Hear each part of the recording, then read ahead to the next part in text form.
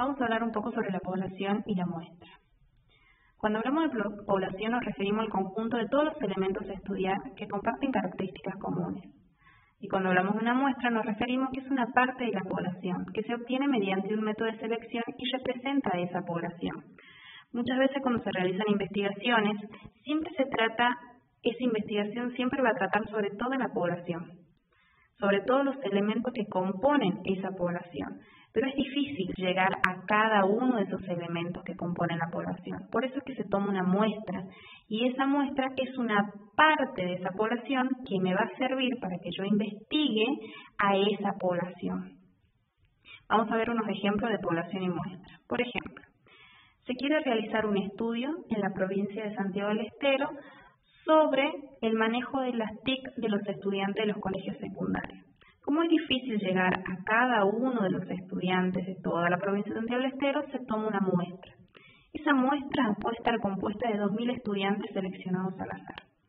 Otro ejemplo sería realizar una investigación en la ciudad de Las Termas de Río Hondo a todos los habitantes para conocer cuáles son las medidas que ellos están tomando para prevenir la pandemia del coronavirus. Como va a ser complicado llegar a todos los habitantes de la ciudad, se toma una muestra.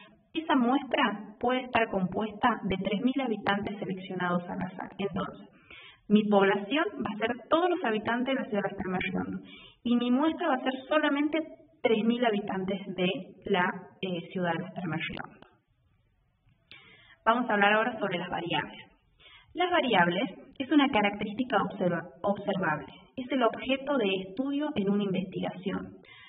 Por ejemplo, cuando hablábamos de la investigación para saber el manejo de las TIC de los estudiantes o de las nuevas tecnologías de los estudiantes de los colegios secundarios de Santiago del Estero.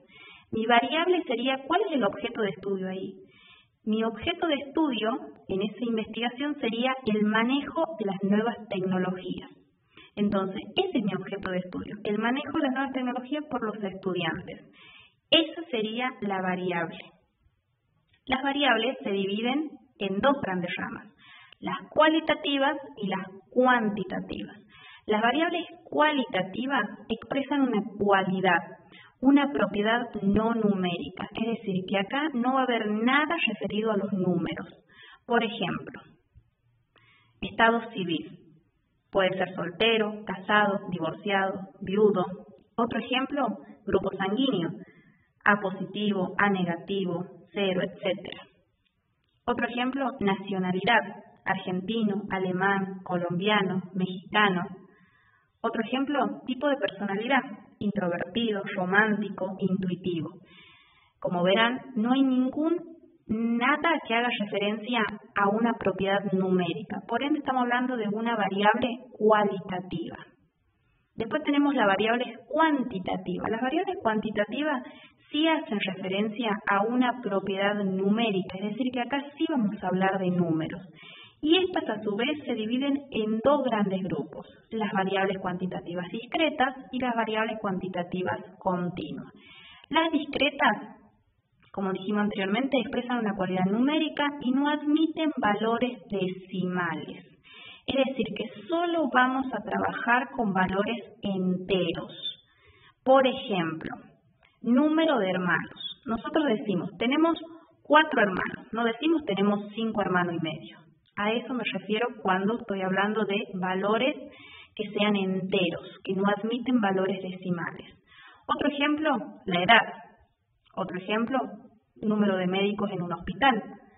Otro ejemplo, número de alumnos en la clase.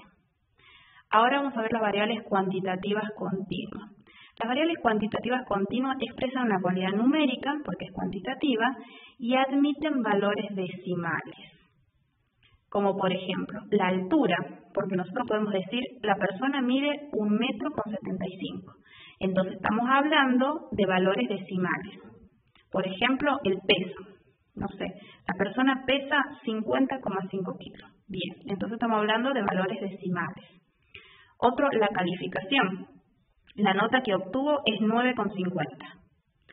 El salario. La persona cobra 19.870,68 centavos. siempre nos referimos a un valor decimal. Por eso estamos hablando de variables cuantitativas continuas. Esa es la diferencia entre la cuantitativa discreta y la cuantitativa continua.